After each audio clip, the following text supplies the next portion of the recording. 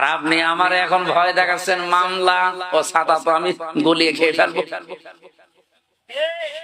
এজন্য আমাদের বুক বড় করা লাগবে ভাই। এত বেশি শত্রুতা বাংলাদেশে কোন এমপির বিরুদ্ধে কেউ করে নাই। আমার একেবারে সেই 11 সাল থেকে শুরু করে কাটসাট ভিডিও গুলো এনে 64 জেলায় ওরা 64টা মামলা পর্যন্ত দিয়েছিল। কে দিয়ে? আমি একটা উদাহরণ দিতে গিয়ে 8 জনের নাম বলেছিলাম, তার ভেতরে আরাফাত রহমান, ওনার নামটাও ছিল। ওনার নামের শেষে যে দুটো শব্দ আছে, ওই শব্দটাকে আমি বলেছিলাম এটা যদি কয়কার না দিয়ে কেউ কয়হস্য দেয় তাহলে পাল্টিয়ে যায় নামটা। এইরকম আরো 8টা নাম বলেছিলাম, সেগুলো বলে নাই। এই 15 সেকেন্ডের ভিডিও ছেড়ে 64 জেলায় 64টা মামলা দিয়েছে।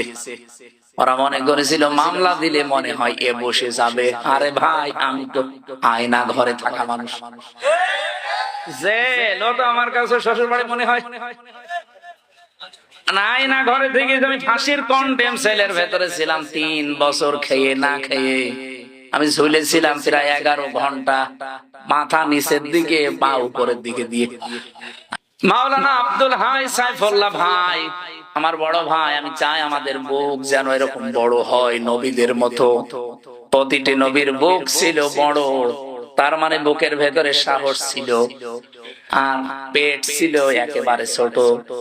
আজ বাংলার আলেম ওলামা গুলো যদি আমরা বুক বড় করতে পারতাম, বুকের সাহস নিতে পারতাম, আমার মনে হয় রাম বাম আর জেনারেল মানুষগুলো আলেমদের কদর আরো বেশি করত। এ দোষ শুধু আমাদের নিজেদেরই। আমি বুক বড় বলতে কিন্তু শুধুমাত্র একেবারে ডোনাল্ড ট্রাম্পের মতো এভাবে বুক বড় বোঝাইনি। এর ভেতরে সাহস লাগবে, ঈমান লাগবে। হযরত লোকমান বলেন, আমি নবীদের কাছে 4000 নবীর কাছে এইটা পেয়েছিলাম, 4 নম্বরে পেয়েছি প্রত্যেকটা নবীর কাছ থেকে যে কথা বলতে হলে হিসাব করে বলা লাগবে। ডাক দিয়ে বলেছে, ভাতিজা তোমাকে ভালোবাসি, কিন্তু তোমার এই কালেমাটা পড়তে পারলাম না, তুমি আমারে মাফ করে দিও। বলেন তো মাফ করার মালিক কে? রাসূলুল্লাহ। আরো জোরে বলেন। মাফ করার একচ্ছত্র মালিকানা যে আল্লাহর। কোথায় আছে বলেন তো? কোরআনে আছে কোন জায়গায়? বলেন।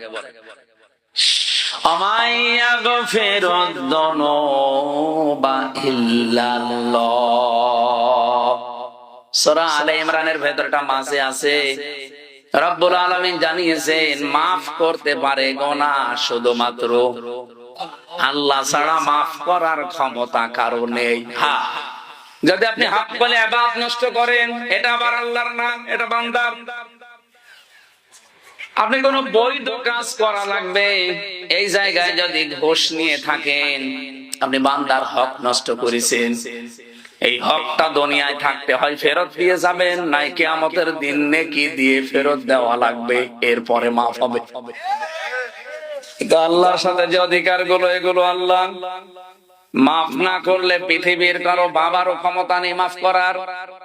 এজন্য আমাইয়াগফিরুয যুনুবা ইল্লাল্লাহ, জামবুন দাইন, যুনুব বহু বছর, কোন গুনাহ কেউ মাফ করতে পারে না ইল্লাল্লাহ, আল্লাহ ছাড়া।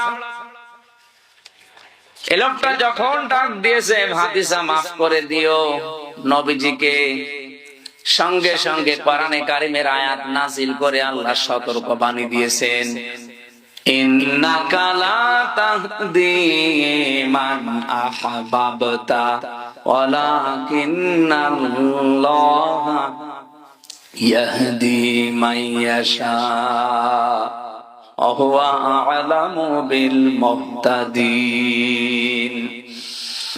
সূরা কসসের ভেতরে আছে 56 নম্বর আয়াতে, নিশ্চয় হে নবী আপনি যাকে চান তাকে হেদায়েত দিতে পারেন না, আমি আল্লাহ যাকে ইচ্ছা করি তাকে হেদায়েত দান করি। আর হেদায়েত কে পাবে এটা আপনার চাইতে আমি আল্লাহ ভালো জানি, এইজন্য আ'লাম দেওয়া। এরপরেও নবীজির মন মানছিল না, কারণ এত কষ্ট পৃথিবীতে রাসূলুল্লাহর পেছনে কেউ করে নাই। সেই জন্ম থেকে শুরু করে একেবারে প্রাপ্তবয়স্ক পর্যন্ত রাসূলুল্লাহ তার পেছনে এত, এই লোকটা রাসূলুল্লাহর পেছনে এত সময় দিয়েছে, শ্রম দিয়েছে, বাড়িতে রেখে খাবার খাওয়িয়েছে, লালন পালন করা যারে বলে। বিশ্বনবী মুহাম্মদ রাসূলুল্লাহর মন মানে না, এজন্য তিনি আবু তালেবের কবরের পাশে গিয়ে দোয়া করেছিলেন, মাপ চেয়েছিলেন আল্লাহর কাছে, রব্বুল আলামিন তুমি আমার চাচা আবু তালেবকে মাফ করে দাও। সঙ্গে সঙ্গে জিবরাইল এসে বললেন, হে নবী হাত নামান। কার জন্য হাত তুলেছেন? মা কানা লিন-নাবিয়্যি ওয়াল্লাযীনা আমানু আন ইস্তাগফিরু লিল মুশরিকিন ইলা আখির আয়াত। সূরা তাওবার 113 নম্বর আয়াতের প্রথম অংশে আছে, কোন নবীর জন্য, কোন ঈমানদারের জন্য জায়েজ না, শোভনীয় না, উচিত না যে কোন মুশরিক মারা গেলে তার জন্য ক্ষমা চাবে। ওয়ালাউ কানু উলি কুরবা, যদি ওইটা নিজের নিকট আত্মীয় হয়। বাংলার মুসলমানেরা এটা রেকর্ড হচ্ছে, আপনি কার দোয়া আল্লাহ ফেরত দিচ্ছে টের পাচ্ছেন? জীবনে যেই নবী হাত তুলেছে আল্লাহ ফেরত দিয়েছে এমন রেকর্ড নেই, শুধু একটা জায়গায় বিশ্ব নবী হাত তুলেছে আল্লাহ ফেরত দিয়েছে, আমি তার পুরা জীবনী পেড়ে একটা জায়গায় পেয়েছি। মনের ভেতরে যার কামনা আসলে কবুল হয়ে যেত, মনের ভেতরে কামনা আসলে যার কবুল হয়েছে, তো সেই নবী হাত তুলে বসে আছে, আল্লাহ হাত ফেরত দিচ্ছে যে চাচা মুশরিক এই কারণে।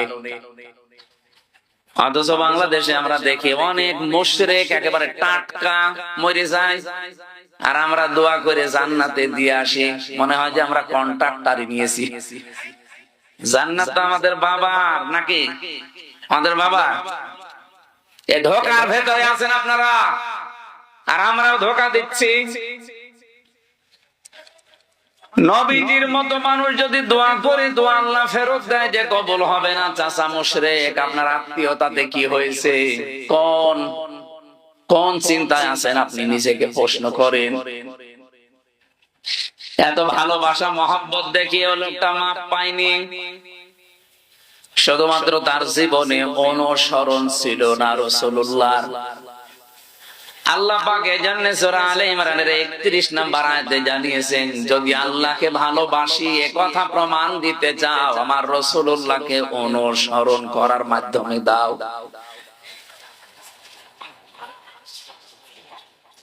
ইউহিব্বুকুমুল্লাহ, এক নম্বরে আমি আল্লাহ নিজেই তোমাদেরকে তাহলে ভালোবাসা আরম্ভ করছি এবং করব, করেছি না। ইউহিব্বু এটা মজারে, কেউ যদি রাসূলুল্লাহকে অনুসরণ আরম্ভ করে, আমার আল্লাহ তাকে ভালোবাসা শুরু করবে। এদিকে তাকা, ভালো করে শব্দটা বোঝেন। কোরআনের কোন শব্দ যদি কেউ বোঝার জন্য চেষ্টা করেন, 500 রাকাত নফল নামাজের সওয়াব হবে। এই যে ভাই, কে এটা কে? ঠিক আছে,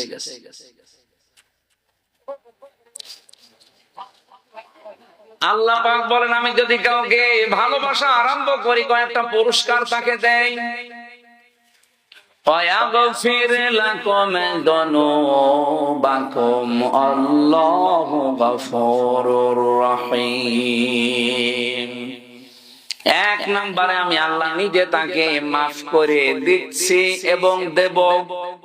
গোনা কয়টা মাফ করব? আল্লাহ জামবন দিতে পারতেন, জামবানে দিতে পারতেন, দিয়েছেন যুনুব।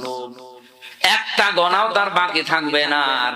যখন থেকে রাসূলুল্লাহর অনুসরণ আরম্ভ করবে, ওই দিন থেকে ওর জীবনের সব অপরাধ আমি আল্লাহ মাফ করে দেব। না, মাফ করে দিয়েছি, দেব। নওগাঁ বগুড়াবাসী এবার বলেন তো, কেউ যদি রাসূলুল্লাহকে অনুসরণ আরম্ভ না করে, আল্লাহ তাকে মাফ করবে, ভালোবাসা আরম্ভ করবে? বলেন বলেন বলেন। এই আয়াতটার ব্যাখ্যা পড়ে আমি যতটুকু বুঝলাম, এই পৃথিবীতে কেউ যদি রাসূলুল্লাহর অনুসরণ আরম্ভ না করে, ও যদি আকাশ দিয়ে উড়েও যায়, আল্লাহ ওকে এখনো ভালোবাসা আরম্ভ করেনি।